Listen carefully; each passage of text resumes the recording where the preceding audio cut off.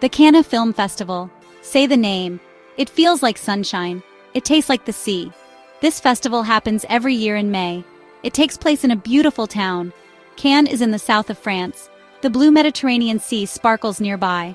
Palm trees line the famous street called La Croisette. This is where the world of film gathers. It is a meeting point for dreams and for deals, for art and for commerce, for new stars and for old legends, a true celebration of moving pictures. The festival began a long time ago. Its purpose was clear. It wanted to celebrate film as an art form. It wanted to discover new talents. It aimed to bring together people from all over the globe. People who make films, people who love films, people who write about films. For 12 days, this small French town becomes the center of the cinematic universe. Red carpets are rolled out, cameras flash endlessly.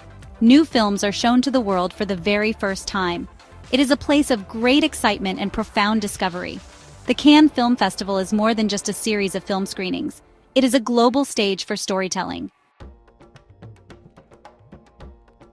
The story of the Cannes Film Festival begins with a desire for freedom. In the late 1930s, another film festival was prominent, the Venice Film Festival, but it became heavily influenced by politics. Fascist governments used it for propaganda. This troubled many in the film world. They wanted a festival free from such pressures, a festival dedicated purely to art and to international understanding. So, the idea for Cannes was born. A place where films could be judged on their own merit, a haven for cinematic expression. The first festival was planned for September 1939. Invitations were sent, films were selected, everything was ready. But history had other plans. On the very day the festival was due to open, Germany invaded Poland. World War II began. The dream of Cannes had to be put on hold. The lights went out across Europe, and the silver screens went dark too. It was a sad pause for a beautiful idea. But the idea did not die. It waited for peace to return. After the war ended, the dream was revived. In September 1946, the first Cannes Film Festival finally took place. It was a symbol of hope, a sign that culture could flourish again, that nations could come together. At the heart of the Cannes Film Festival are its awards. These are symbols of cinematic achievement. They are recognized globally. Winning an award at Cannes can change a filmmaker's career. It can bring a small film to a huge audience. The most famous award is the Palme d'Or, the Golden Palm. This is given to the best film in the main competition. It is a beautiful trophy, a golden palm frond. It represents the palm trees of Cannes, but it means so much more. It means excellence. There are other important awards too. The Grand Prix is like the runner-up prize. It honors a film of particular originality or importance. The Jury Prize is another significant award. It often goes to a film that has touched the jury in a special way. Then there are the Acting Awards, Best Actor and Best Actress. These celebrate outstanding performances that stay with you long after the film has ended. The Best Director Award honors the vision and skill of the filmmaker, the one who guides the entire artistic creation. There is also an award for Best Screenplay. This recognizes the importance of the story, the words on the page that become images on the screen. The 78th Cannes Film Festival in May 2025 has just concluded. And what a festival it was! The sun seemed to shine a little brighter this year.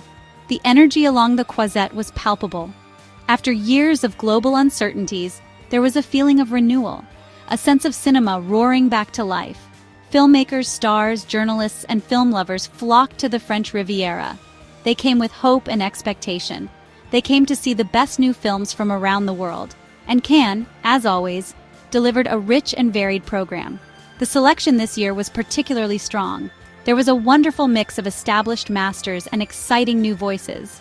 Films from every continent, stories that spanned genres and styles, big-budget spectacles sat alongside intimate, personal dramas, documentaries that challenged our view of the world, animated films that delighted with their artistry. The programmers clearly worked hard. They curated a festival that felt both classic and contemporary. It respected tradition, but it also embraced innovation. It felt like a true snapshot of where cinema is today. The atmosphere was electric, screenings were packed, applause was long and heartfelt. Discussions spilled out from the cinemas into the cafes and onto the beaches. People talked about film late into the night. Section 5. The Victors of 2025. New Voices and Established Masters. The climax of the festival is always the award ceremony. The jury, led by Sofia Coppola, had difficult choices to make. The Palme d'Or went to The Whispering Reed by Kenji Tanaka, a poignant drama about an elderly artisan, praised for its stunning cinematography and emotional depth. The Grand Prix went to Echoes of the Sahel by Aissa Diop. It explored climate change's impact on a desert community. Best Actress went to Parvane Hosseini for Tehran Bloom. Best Actor was awarded to Jean Reno for Le Dernier Verre. Best Director went to a Brazilian filmmakers collective for Favela Symphony. The Camera d'Or was awarded to Mountain's Lullaby from Nepal. Section 6. Beyond the Palme debates and directions at Cannes 2025. Cannes is not just about the awards. It is a place for conversation, a place to take the pulse of cinema. At the 2025 festival, many discussions focused on the evolving landscape. How is filmmaking changing? What are the new challenges and opportunities? One major topic was the role of artificial intelligence in creativity. Some saw it as a tool. Others expressed concern about its impact on originality and on jobs. Panels and workshops explored these complex questions. There were no easy answers, but the debate was lively and essential. Another key theme was sustainability in film production. How can the industry become greener? From reducing waste on set to promoting eco-friendly distribution. Many filmmakers and producers shared their experiences. They talked about new initiatives. The festival itself made efforts to be more environmentally conscious. This reflected a growing awareness within the industry, a recognition that cinema has a responsibility, not just in the stories it tells, but also in how it operates. This conversation will surely continue and grow in importance. The rise of streaming platforms versus the theatrical experience was, as always, a hot topic. Section 7. The Red Carpet Spectacle, Fashion's Grand Stage. The Cannes red carpet is legendary. It is more than just an entrance to a cinema. It is a runway, a global stage for fashion. Each year, designers and stars collaborate.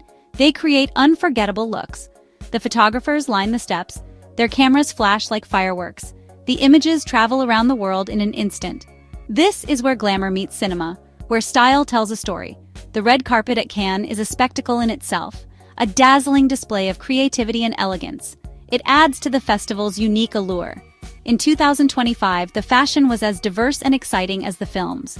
There were classic Hollywood gowns, sleek modern designs, bold avant-garde statements. Stars embraced color, vibrant reds, deep blues, sunshine yellows. There was also a lot of intricate detailing, embroidery, sequins, delicate lace. Jewelry was stunning. Diamonds sparkled. Statement necklaces and earrings completed many looks. The men also impressed. Sharp tuxedos, of course, but also more adventurous choices. Section 8. New silhouettes, new statements, dress code shifts in 2025. For many years, the Cannes dress code was famously strict, especially for the evening gala premieres. Black tie for men, evening gowns for women. These rules created an aura of formality and glamour. They contributed to the festival's prestigious image. However, in recent years, there has been a gradual evolution, a move towards more flexibility, more personal expression. The festival has been listening to feedback. It has been adapting to changing times. And in 2025, some notable shifts were observed. One of the key changes this year was a more inclusive approach to black tie. While the traditional tuxedo remained a popular choice for men, there was greater acceptance of variations. Dark suits with elegant ties were seen more often.